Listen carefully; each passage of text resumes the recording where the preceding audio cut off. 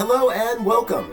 This presentation is for the NCEA 2023 conference held in Dallas, Texas from April 11th through the 13th. My name is Corey Johnson and I'm a high school art teacher and I love it.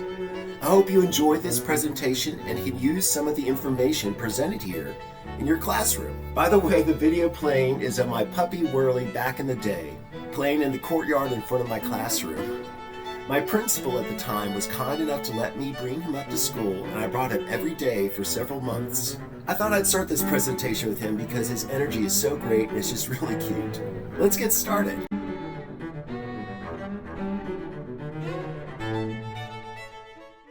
This slide shows information about my classes. If you choose to skip it, just click the button.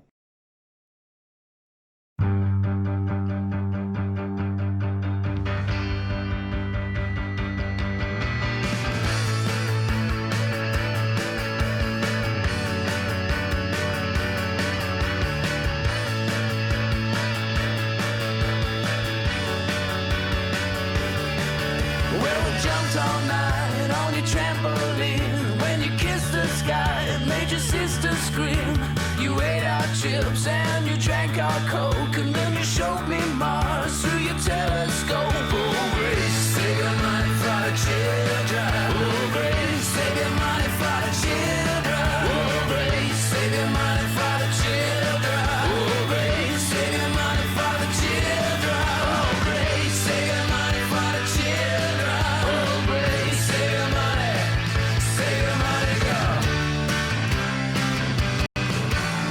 Sang your songs and you made us laugh, and so we captured you in a photograph. And when the stars came out, your mother called your name. But when the morning comes, we'll get together again. Oh, Grace, save your money for the children. Oh, Grace, save your money for the children. Oh, Grace, save your money for the children. Oh, Grace, save your money for the children. Oh, Grace, save your money for the children.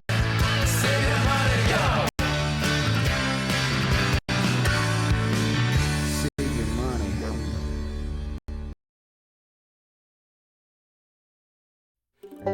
You want to give your students the best possible experience in your art room. You want your space to be a joy to be in and safe for all kinds of creative self-expression, where students feel empowered to experiment and where mistakes aren't looked at as just something that went wrong, but as experiences to help grow. Because if you're not making mistakes, you're not growing. The art classroom is a catalyst for personal evolution. The art classroom gives students the license to pursue what they find intriguing.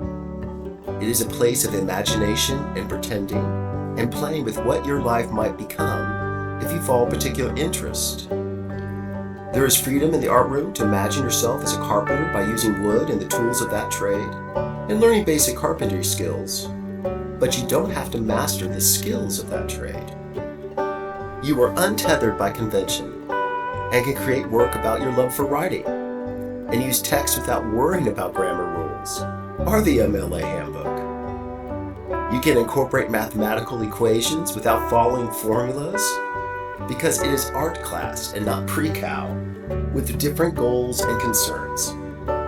In art, you can crash your plane and walk away from it, wrote the musician and visual artist Brian Eno in his book, A Year with Swollen Appendages.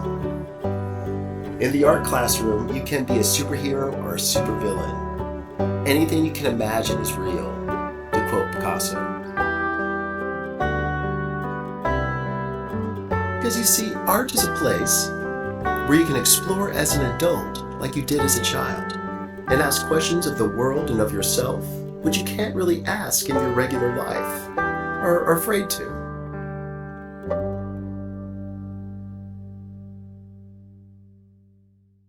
Hello, I am an AI-generated narrator created by the website Wellstead, and my name is Michael V. Corey had some trouble with recording his own narration. So, I will be speaking for him, narrating this presentation from here on. The next section is a montage of images showing student work, and its intention is to give some background on what my classes are like and to offer ideas on assignments. All the images in this presentation were pieced together from pictures or videos taken by Mr. Johnson, or in a few cases by a student during class or on a field trip over the last 14 years. All the students in this presentation have graduated high school, and some have gone on to study art. Enjoy the show.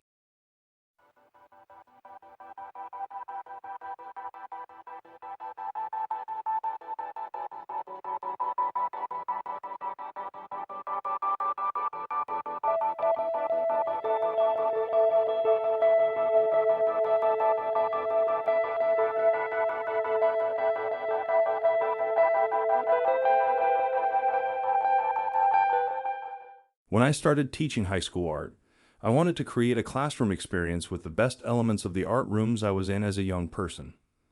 I was starting with little more than a beat-up kiln in a sad state of disrepair, a couple of Dremels, and a box of glue guns, but I brought my tools and supplies from home, and with help from friends and family, actually a great deal of support from friends and family, hard work, time, patience, and some budget clarifications, the lack of resources was eventually remedied. I came from a working artist background, primarily creating installations and teaching at the college level. With the steady acquisition of new equipment and supplies, I could teach a greater variety of topics and expand the breadth of skills and techniques utilized in my classroom. I tried multiple teaching methods, learning activities, and assignments to diversify my pedagogy and see what worked for me. And that led to changing my projects each semester in great leaps in focus. For example, I would go from a unit primarily creating digital work and studying Gestalt theory of visual perception to a lesson on outsider art, where students carved walking sticks out of cedar staves that I would drive significant distances to purchase. I was always on the lookout to improve. When I learned that most of my students had never been to an art museum, I started taking all my classes on field trips twice a semester, not only to museums but also to private collections and artist studios, private galleries, and art collectives. I had guest artists give workshops each semester and started new clubs, not just art-related ones. My club members competed in robotics, rock climbing, and art and architecture competitions. And I was the first from my department to offer a summer camp. My reviews were always good, and my classes often filled beyond capacity. Still, there was sort of a restlessness to my endeavors because I hadn't acquired all the ingredients to make my classes as rewarding for my students as I knew they could be. As I researched active learning, peer learning, team-based learning, experiential learning, problem-based learning, and case-based learning, I mixed and matched ways for students to participate in various activities, individually, in groups, via discussion, via writing, etc. I eventually learned that teachers, especially new teachers, often suffer from bouts of imposter syndrome, which might have played a part in my willingness to try new ways of teaching.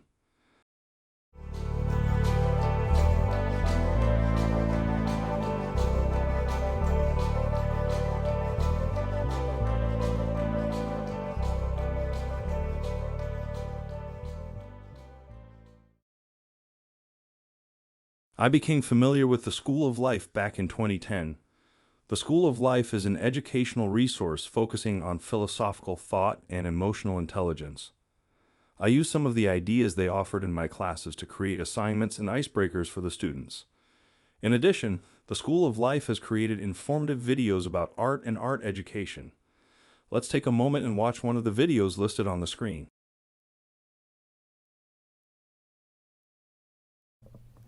At the center of our societies is a hugely inventive force dedicated to nudging us towards a heightened appreciation of certain aspects of the world. With enormous skill, it throws into relief the very best sides of particular places and objects. It uses wordsmiths and image makers of near genius who can create deeply inspiring and beguiling associations and position works close to our eye lines at most moments of the day. Advertising is the most compelling agent of mass appreciation that we have ever known. Because advertising is so ubiquitous, it can be easy to forget that, of course, only a very few sorts of things ever get advertised. Almost nothing in the world is in a position to afford the budgets required by a campaign. Advertising is a form of love overwhelmingly reserved for those wealthy potentates of modern life. nappies, cereal bars, conditioners, hand sanitizers, or family sedans. This has a habit of skewing our sense of priorities. One of our major flaws as animals, and a big contributor to our unhappiness, is that we're very bad at keeping in mind the real ingredients of happiness. We lose sight of the value of almost everything that's readily to hand. We're deeply ungrateful towards anything that's free or doesn't cost very much. We trust in the value of objects more than ideas or feelings. We're sluggish in remembering to love and to care, and we're prone to racing through the years, forgetting the wonder, fragility, and beauty of existence. It's fortunate, therefore, that we have art. One way to conceive of what artists do is to think that they are, in their own way, running advertising campaigns, not for anything expensive or usually even available for purchase, but for the many things that are at once of huge human importance and yet constantly in danger of being forgotten. In the early part of the 21st century, the English artist David Hockney ran a major advertising campaign for trees. At the start of the 16th century, the German painter Albrecht Dürer launched a comparable campaign around the value of grass. And in the 1830s, the Danish artist Christian Købke did a lot of advertising for the sky, especially just before or after a rain shower. In the psychological field, the French painter Pierre Bonnard carried out an exceptionally successful campaign for tenderness, turning out hundreds of images of his partner Marthe, viewed through lenses of sympathy, concern, and understanding. In an associated move, the American painter Mary Cassatt made a pretty good case for the world-beating importance of spending some time with a child. These were all acts of justice, not condescension. They were much-needed correctives to the way that what we call glamour is so often located in unhelpful places, in what's rare, remote, costly, or youthful. If advertising images carry a lot of the blame for instilling a sickness in our souls, the images of artists can reconcile us with our reality and reawaken us to the genuine but too easily forgotten value of our own lives. Consider Chardin's painting Woman Taking Tea. The sitter's dress might be a bit more elaborate than is normal today, but the painted table, teapot, chair, spoon and cup could all be picked up at a flea market. The room is studiously plain, and yet the picture is glamorous. It makes this ordinary occasion and the simple furnishings seductive. It invites the beholder to go home and create their own live version. The glamour is not a false sheen that pretends something lovely is going on when it isn't.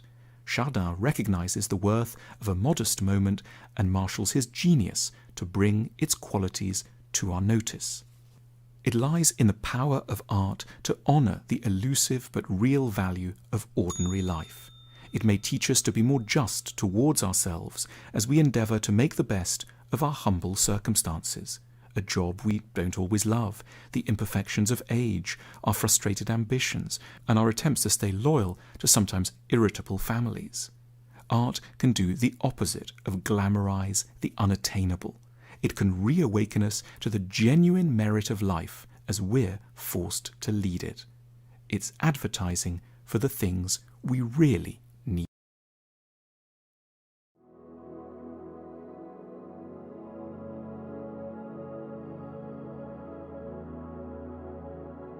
Of course, after watching the School of Life video, you feel called to spread the good news that the art classroom is a space with copious amounts of life-altering experiences.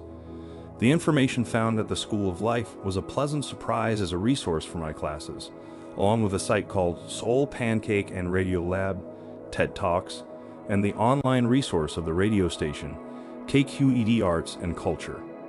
But of course, my go-tos were Art21 and institutions like the Museum of Modern Art Education, the Smithsonian, and the Getty, along with TED Education. These resources helped me include meaningful discussions in my classes. One example is I'd often have my Sculptor 1 student discuss definitions of art during Quarter 1. Each week, we would take a different point of view promoted by a particular artist or art movement, or one I'd come up with that related to current events. For instance, we referenced this definition of art, discussing authorship when creative personalities were in the news for bad behavior. We debated whether it is necessary to like or admire the person who made the art we enjoy. Art is a form of communication where we make meaning beyond language, and language cannot explain or describe its content. Because what art expresses can never be fully known, considering its purpose is in part creative through the experience of the audience as well as the intention and expression of the artist. With the successes of these meaningful conversations and armed with a new set of vocabulary around big ideas through the websites I have previously mentioned, I started consciously incorporating more big ideas into my lessons, particularly following the advice on the Art21 site under the Contemporary Approaches to Teaching section. But then the pandemic happened, and with little warning, we started teaching our classes remotely.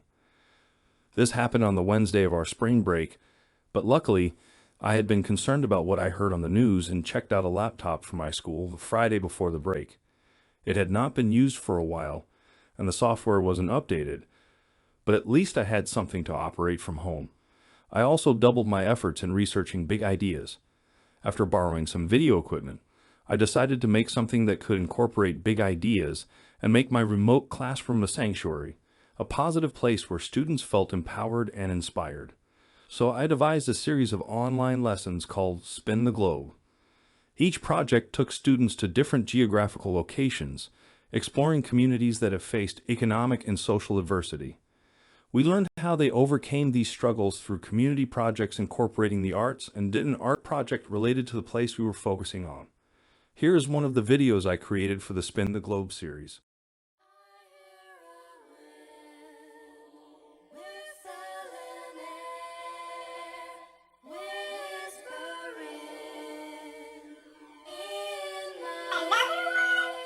Hi guys, we are going to be looking at the creative arts, creative growth.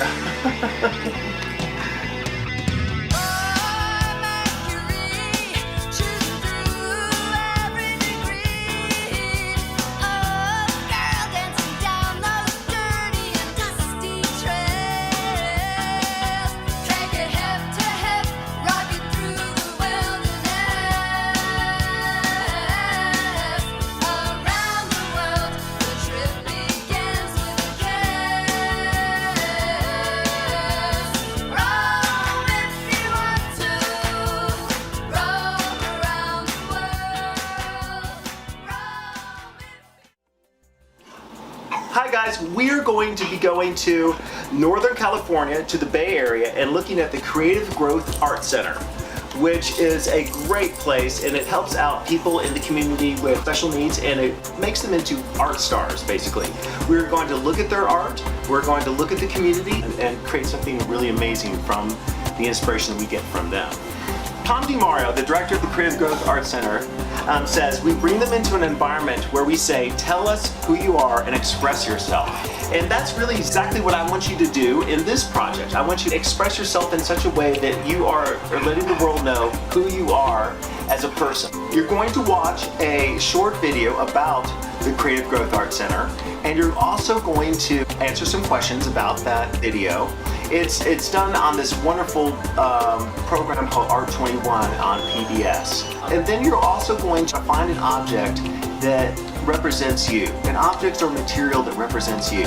I got this idea for this project from the Bay Area's KQED and their education program. They work with the San Francisco Museum of Modern Art, and they create these wonderful art projects for the local community. Where do artists find their inspiration? You might be surprised to learn that for many artists, inspiration often comes from ordinary, everyday objects, experiences, and materials. In addition to traditional art materials like paint, ink, or clay, some artists create their works using commonplace materials. For instance, the artist Gu Wenda created a piece in 2013 for the San Francisco Museum of Modern Art using a very non-traditional material, human hair. Wenda believes hair symbolizes all of humanity, particularly in a multicultural society. Guys, let me show you some of the objects that I have chosen to represent me. They're right here, next to me here. I like to collect rocks that have holes in them. And I just think they're naturally created holes, and I just think they're really interesting. This one actually looks like a keyhole. And I think this represents in me this curiosity about the natural world. I'm always like going on these long walks in nature. I love to go on hikes. And there's a whole mythology that talks about these kind of stones that have holes in them. Sometimes they're called serpent stones. Here's some other things I've collected on walks. This is like a big, I don't know exactly what it is. It was on the side of a stump. But I think it's really beautiful, and it just, once again, it speaks of my appreciation for nature and how I just love to be out in the natural environment. This is a hand that I made when I was like probably 3 years old. I put my hand in a sandbox and made an imprint in wet sand, and they poured plaster into it. And I've had this my whole life, basically, since I was 3, and I just love it. And so I've kept this, I put it on my wall, and it just reminds me of just the innocence that is like still part of me, who I am. As always, this is going to be due at the end of the week on Friday.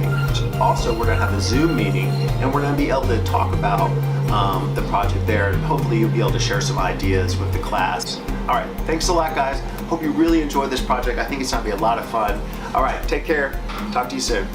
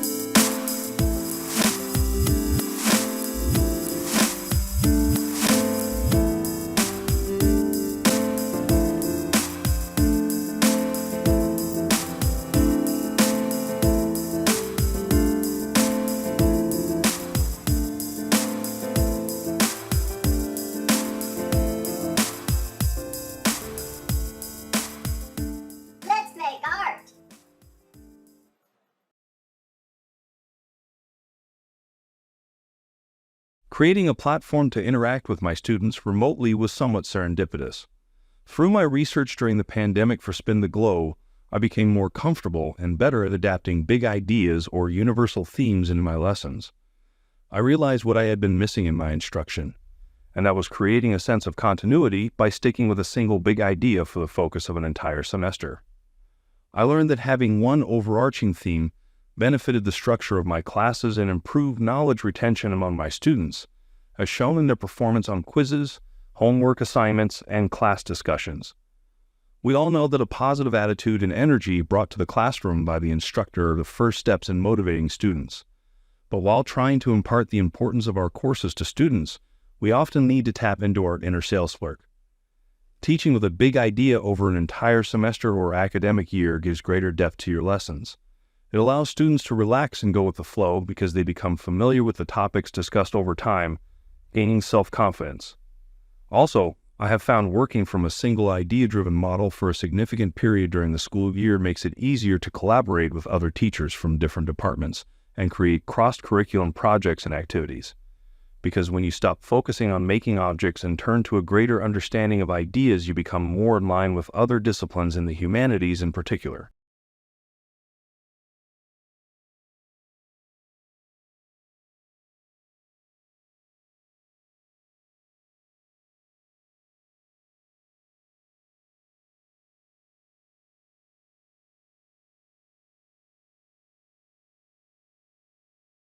Through my research, I learned about other educators who use big ideas. Here is some excellent information from an art instructor named Jack Watson, who is also featured on an Art 21 Educator Spotlight. Watson starts his big idea instruction to his students with this information. Modeling the studio practice of contemporary artists, you will produce an independent series of works around a central concept or big idea. Contemporary artists look to the world around them for inspiration, pulling ideas from personal experience, filtered through social interaction, and viewed through the lens of art history. The work of contemporary artists is often conceptual. That is, it puts the idea forward, and the idea leads to form and content. The idea becomes a machine that makes the art, said artist Sol LeWitt. In this series, you will generate the idea that forms the framework for your series. A big idea is a large, overarching idea or question that generates other ideas. It should be explored through research, but also informed by experimentation and play. Process is equally as important as product. In that case, it is not important that you know what your work is about at first. The process will reveal the meaning behind your idea. Let's consider Bloom's taxonomy. Bloom's taxonomy frames learning into 7 levels of thinking, with the higher levels as being where our brains truly and deeply learn information. And the higher order thinking in Bloom's taxonomy includes making connections with the information that you are learning. So instructing with a singular, big idea over an entire course allows for higher level thinking and better retention of information.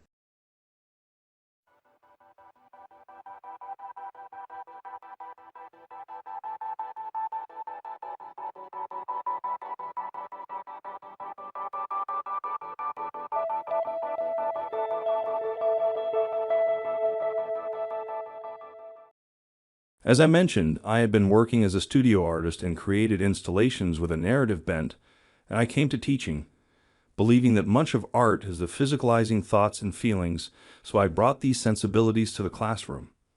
However, many others acquainted art class with making objects to adorn the school or parents' homes, primarily as a form of delectation. Though projects that created work intended to be used for function applications besides embodying ideas or feelings and prioritizing function over other values were also appreciated and, frankly, fun to make with the students. I bring this up because big ideas can still be included in your classes if you are making bowls in a unit on ceramics or working with architectural plans or building furniture or anything else that may be seen as more pragmatic in scope. The Bauhaus School and its doctrine of functionalism, or the arts and crafts movement of the late 19th and early 20th centuries, could be referenced. I personally adore William Morris, one of the key figures in the British arts and crafts movement. I firmly believe that a unique intelligence is developed from the pursuit of craft. Focusing on craft as a vehicle for exploring our world can deepen our understanding and appreciation of how materials respond to tools and methods of manipulation, thus guiding the decisions in the hand of the maker. In my classes, students sometimes made furniture or fire pits, lamps, and so on, and the materiality of a piece and how it impacts the meaning for its creator and the viewer became the discussion in class. An essential question that could be used is, in what ways do the method of making and the materials used in creating an object affect its value? I like to tell the students that the materials and how they incorporate them into their work are part of a piece's lyrical content. I reference sculptor Martin Puryear as an example, as Puryear often shows how his work was constructed, and the surface will usually show the hand of the artist, revealing the history of its making.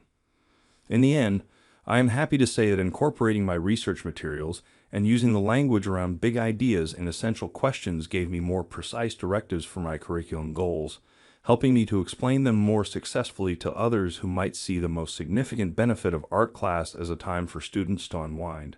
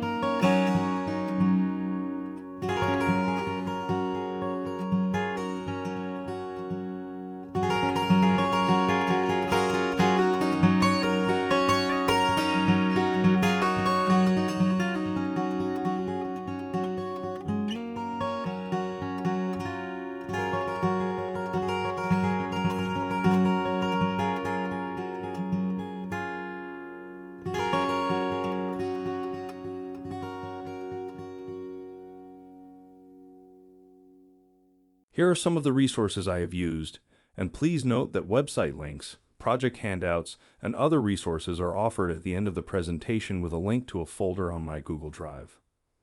A text that has proved invaluable to my success with teaching with big ideas is Teaching Meaning in Art Making by Sydney R. Walker. Here are some excerpts from the text. Big ideas' broad, important human issues are characterized by complexity, ambiguity, contradiction, and multiplicity. Whether stated as single terms, phrases, or complete statements, big ideas do not completely explicate an idea, but a host of concepts that form the idea. For example, the term conflict may represent several concepts such as power, personal and social values, justice and injustice, and winners and losers.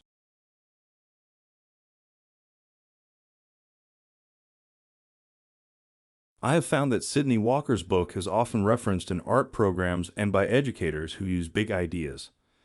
Here are some excerpts from an article for Education World called The Problem with Pretty, Making Meaning the Priority in Art Class by Danielle Dravenstedt. Walker explains the role of big ideas and personal connections in art making. Chapters 1. Big Ideas in Art Making and 6. Designing studio instruction are particularly helpful for those unfamiliar with teaching big ideas. Dravenstedt goes on to advise in her article, most of us can think of a few product-based lessons that result in beautiful, often uniformly created, artworks and make for easy principal observations and popular bulletin boards. It's time to get out of the habit of letting the final product be the driving force in art lessons because it constrains the artistic potential of our students and leaves them unmotivated. Focus your planning on selecting an overarching big idea for your students to explore. What enduring understandings do you want your students to gain from their time in your class? I found it helpful to redesign my curriculum map to reflect the shift toward teaching big ideas. Instead of a list of objectives, media, and artists that I planned to cover, my curriculum map took on the form of a target. Big ideas were positioned boldly in the center, and everything else, including objectives, elements, principles, media, and studio habits, radiated around it. This visual was very effective for my planning because the map insisted on me starting with the big idea in mind. Heather Kaplan, a contributing author to the NAEA Monthly Mentor blog February 2017 installment, makes this point. While big ideas can be adopted on a large scale, grade level or school-wide, big ideas can be effective at the classroom level as well. Walker champions the effectiveness of big ideas in art classroom curricula by making clear the professional or discipline-based connection between ideas and art making. She claims that artists are not strangers to big ideas, stating big ideas drive an artist's art making over time. Likewise, the educational resource and public television series Art in the 21st Century or Art 21 claims that contemporary artists often do not work in a single medium in the ways they might have in previous generations. Contemporary artists often work with and through ideas.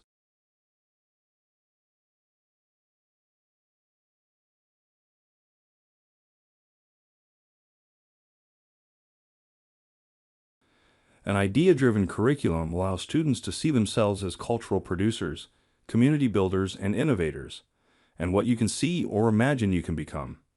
The Virginia Museum of Fine Art has a website with excellent information on how to do this. I will have links to this site and others at the end of the presentation and on my website for you to explore. Here's their introduction to What's the Big Idea? Artists throughout time have come to their work with stories to tell, concepts to explore, and puzzles to work out. For this reason, artworks are valuable for the curiosity they can stimulate and the doors they may open to further investigation. Asking, what's the big idea? About any art object can be a valuable exercise. By thinking creatively and critically about art objects, we can unpack visual clues to the ideas they are presenting to viewers both past and present. Even if we cannot draw absolutely clear conclusions about an artwork's meaning, carefully noting what is visually before us can open fruitful lines of inquiry, spark curiosity about the original context and audience, and lead to consideration of multiple perspectives.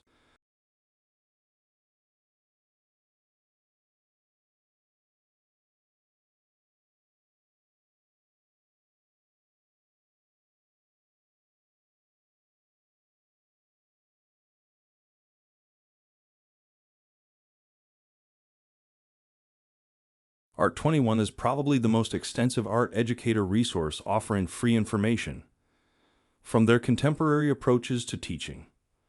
Use themes and big ideas driven by essential questions to frame your investigation. Integrating contemporary art and themes into teaching requires a shift from predominantly technique-driven instruction to idea-driven instruction. Many artists do not work in a single medium or technique and instead try to explore an idea, event, situation, or question through multiple media and visual strategies. Consider planning curriculum around a big idea, theme, or question first.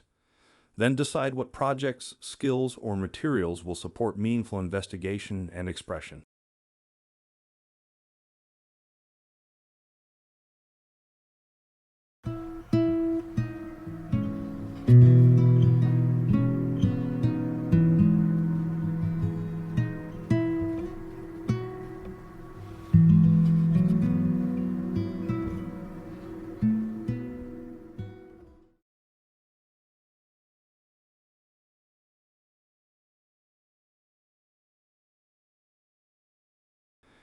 In some of my advanced classes, the big idea we worked with was transformation or change.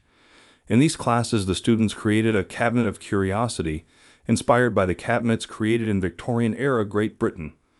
These cabinet of curiosity were essentially the precursors to the modern museum. We also learned about Victorian naturalists.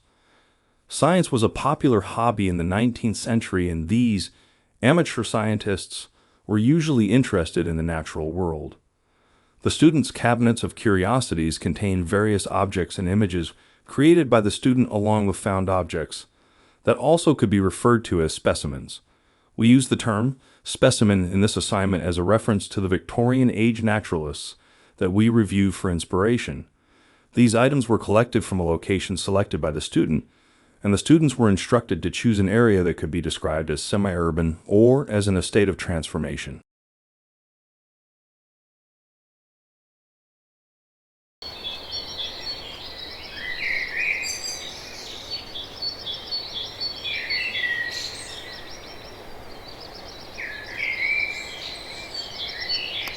This is KERA News. Dallas artist Trey Burns is fascinated by places where the man-made world and the natural one converge. Places like Goat Island Preserve. The park in southeastern Dallas County has beautiful views of the Trinity River, but it's also flanked by industrial plants and noisy semi-trailer trucks. Rather than meeting at a recording booth, Burns took KERA's Miguel Perez to a space that embodies his work.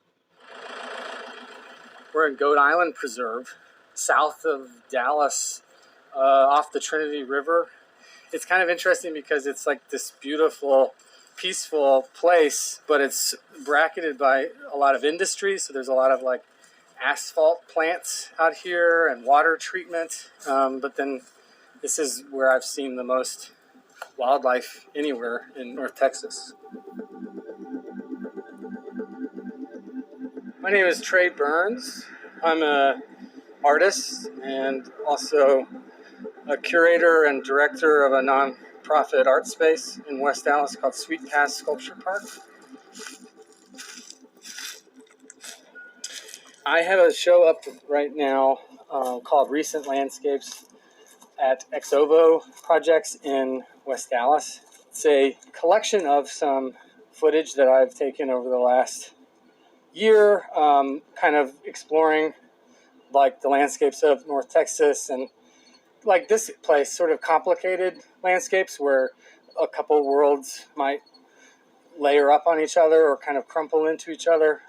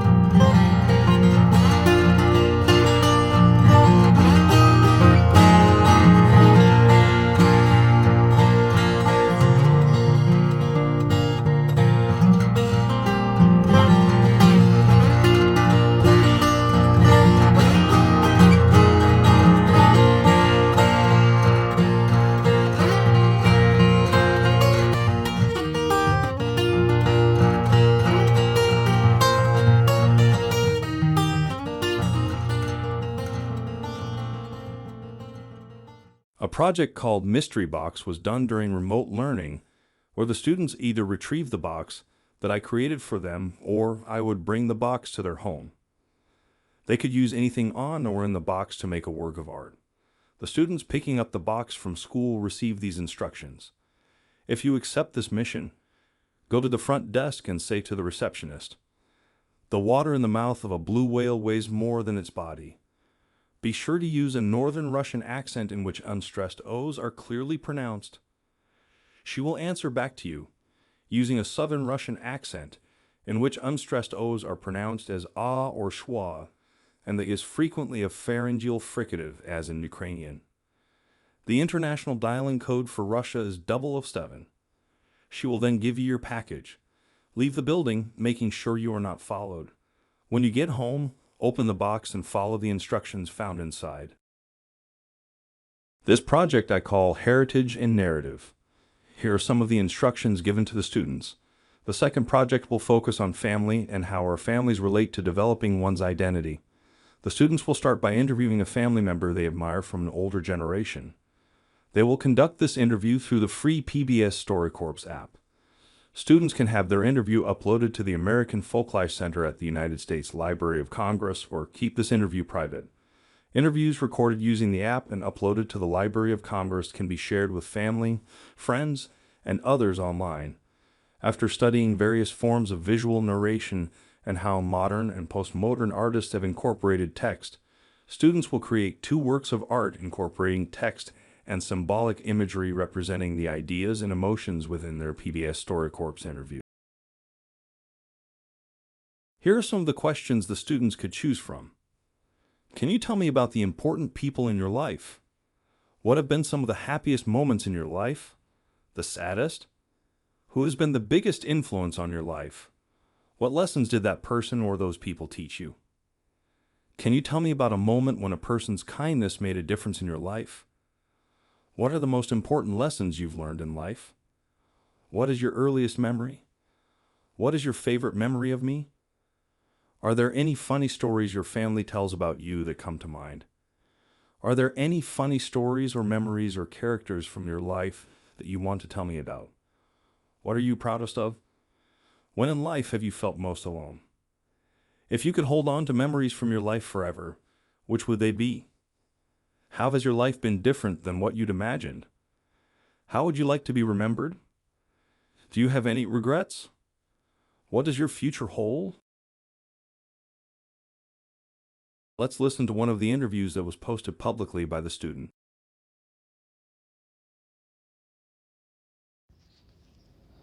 My name is Juan Oliva. I am 18 years old. Today is February 14th, and I'm speaking with Sonia Oliva, who is my mom. We are recording this interview in Dallas, Texas. Hi, Ma. Hi, son.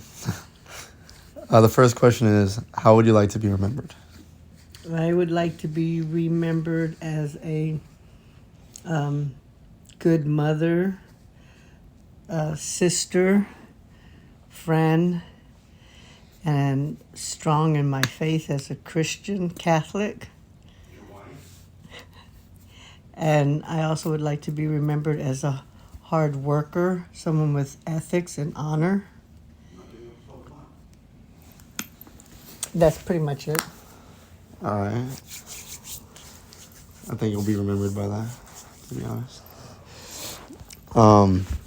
Okay, the next question is, can you tell me about your relationship with your parents? I had a good relationship with my parents. I had my mother and my stepfather. And I was always a fairly decent daughter. I never did anything horrendous or skip school and things like that. I was hard-headed. And sometimes, obviously, just like any young teenager, I wanted to do it my way. But my dad had a pretty strong disciplinary method. So pretty much kept myself and my other siblings in line. And my dad was in in growing up in my generation, it was a big thing to have finished high school. My mom actually probably only went to like the 5th grade, but my stepfather graduated from high school, and if he would have had the let's just say the financial support and other support necessary to like move on to college, he would have been a very he would have been something like an engineer. Matter of fact, he mentioned wanting to be an engineer once. He was really smart. He was a well-read man. He loved reading.